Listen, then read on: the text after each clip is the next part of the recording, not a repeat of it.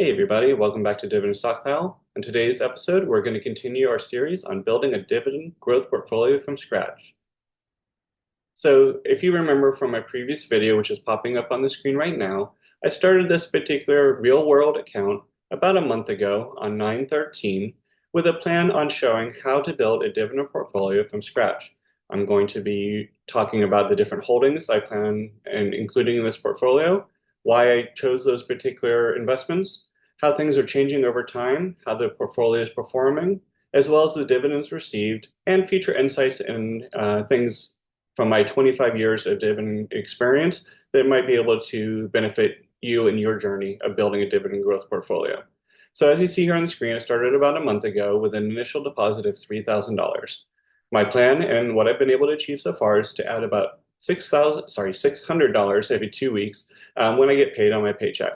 So we're going to talk about how the portfolio is doing since then, any kind of additions or changes in the portfolio, and the total performance. But before we get into that, I wanted to talk about something called dividend reinvestment. This is one of the most powerful tools that you have as a dividend investor to let your income and your account grow over time. So dividend reinvestment is basically as simple as when you get a dividend from a company or an ETF, instead of using that cash to go to the store or to buy dinner or whatever it happens to be, you take that money and reinvest it back in the account. Now, there's two ways to do that. You can either have it automatically reinvested directly into the company that paid you, or you can accumulate the cash and allocate the cash where you feel is best. Either way, you're putting the money received from your dividends back into your dividend portfolio to let it grow over time. Now, this particular example here is not necessarily a dividend-focused portfolio. This is on the S&P 500. So if you look since 1960, if you were to deposit $10,000 and let it grow over time and not use dividend reinvestment, meaning you're taking the dividends out each time you receive them, your total return, while still great over the 40 years, is about $800,000. But if you use those dividends and reinvest in more shares of the company to compound your growth over time, look at what it can achieve, over $5 million during the same time frame, all for just redepositing your dividends and letting those dividends grow over time. So with that, I wanted to talk through what it would look like in this particular account if we did dividend reinvestment, which we are. So as a recap, we did an initial $3,000 deposit when this account was first started. We're going to be adding $600 every 2 weeks. The yield when we started this portfolio was 2.4%, with a dividend growth just shy of 9.7%. And for our total return or our growth expectations for the account, it's hard to know what the future holds, but around 9 or 10% is what the average of the S&P 500 has been doing over the last few decades. So for this example, I'm going to use that rate of return as well. So I got this particular dividend reinvestment calculator from a great site. It's called dividendathlete.com. Here is the screenshot of the homepage as well as the link to the site directly if you want to use this, totally free. I'm not affiliated with this particular site, but I have found that this particular calculator is very effective. So looking again at the details of this account, we put in $3,000 as starting principal. Annual dividend yield is 2.4%. This particular one, and for the purposes here, is a non-taxable account because everyone's taxes are different, so it's going to be easier just to show without taxes. The expected annual dividend increase is 9.7, and it's a quarterly payment of dividends. And if you take the $600 every 2 weeks, that means there's 26 deposits during the year. So 600 times 26 is $15,600 that will be invested per year in this account. Again, with the annual per share appreciation going up 9.7%, and with our drip on. If you remember from the first episode of this particular series, I said that I'm going to be utilizing these funds in this account in about 17 years. So for this purpose, I went ahead and put 17 years invested. Of course, you have to change the calculator to what your needs are and what your rates of return expectations are and everything that goes with it. But this gives you a good idea of how something as small as a $3,000 initial investment and putting $600 every 2 weeks into this portfolio can grow over time. I think you'll be impressed. All right, so looking at the basic graphs that are included on the Dividend Athlete page, you can see that the portfolio balance, dividend income, and my yield and cost will all go up exponentially throughout the years.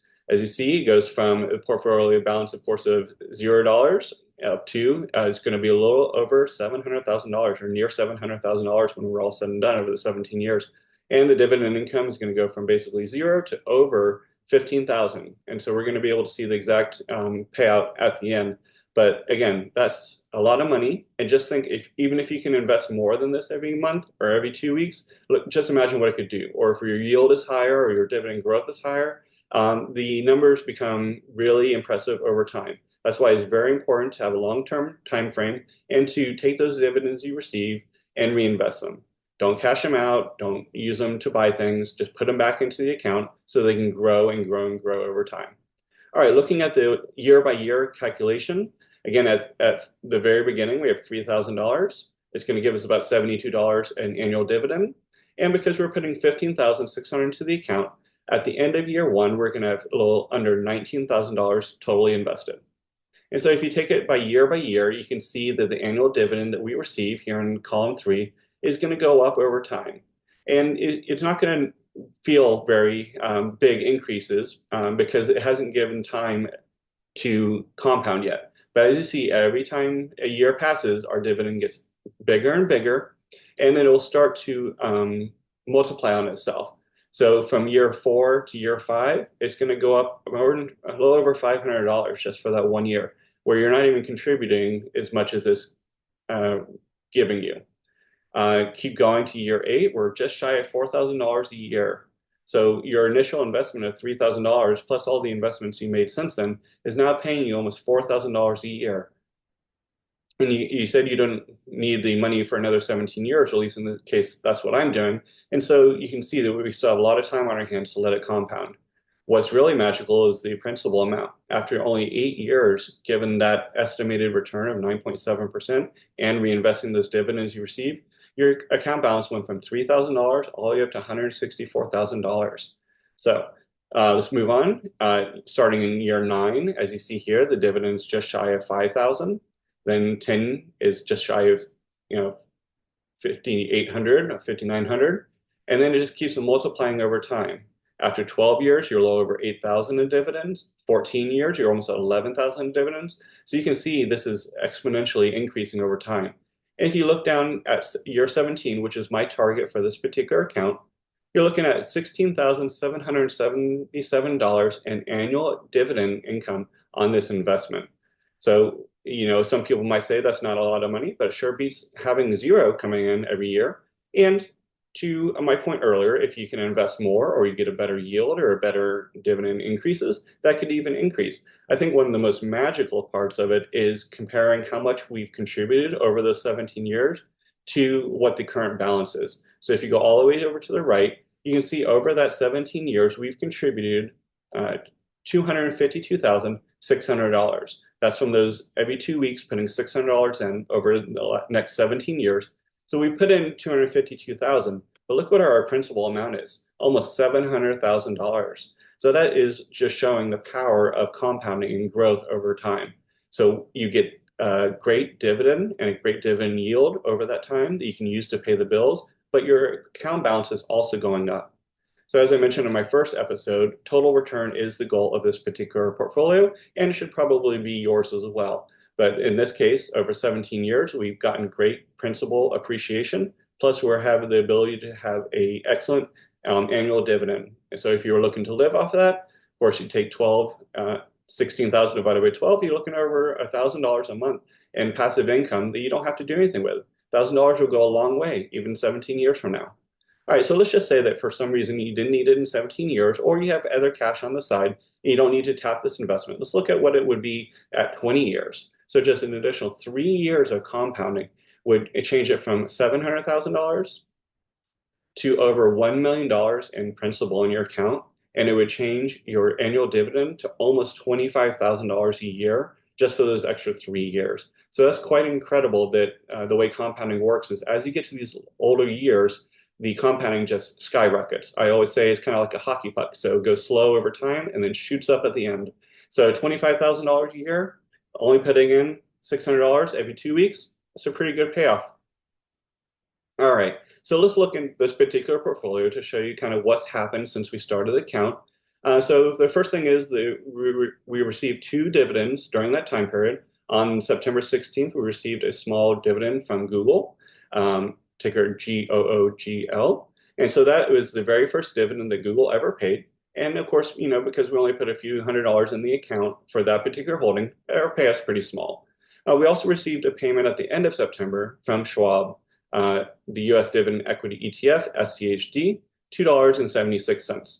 So both of those payments were reinvested to provide more shares, and those shares will continue to hopefully grow over time. Some dividend news related to this account is the beginning of October, Lockheed Martin, one of our holdings, ticker LMT, announced a dividend increase of 4.8%.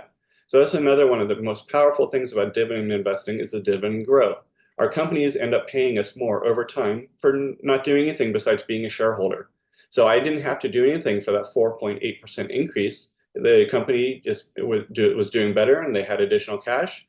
And the board of directors decided that it was time to increase their dividend, which Lockheed Martin's been doing for many, many years. And so they gave us shareholders 4.8% more income just for being an investor. So that's a great feeling to see. And this particular one will increase at the payment that comes in this December payment. All right, so let's look over the portfolio as a whole, just kind of being completely transparent and show you everything that we have. These are the 11 different companies that we invested in, and if you want more details, you can check out episode 1, and also SCHD are one ETF in this portfolio.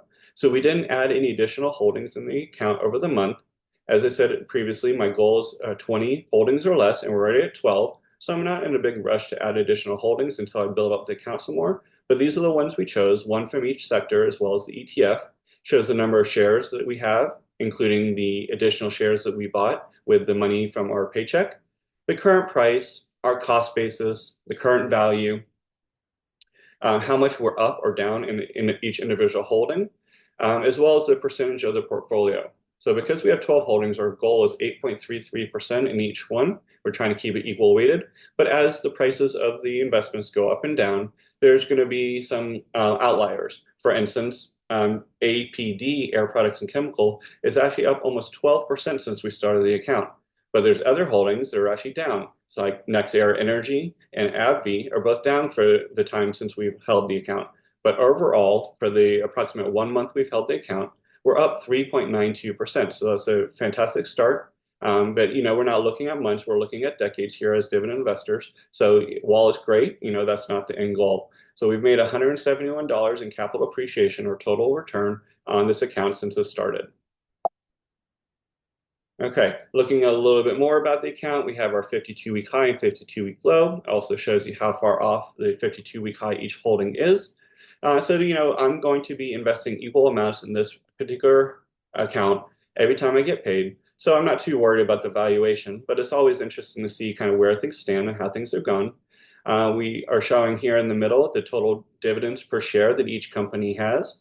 Because Lockheed Martin increased their dividend, I went in and updated the total dollar amount that we receive per share and the current dividends and our dividend yield on cost. Yield on cost is basically because we purchase the shares at a certain price. If the dividend amount goes up that the company pays, our yield on cost goes up because we pay the same amount, but now they're paying out more per share.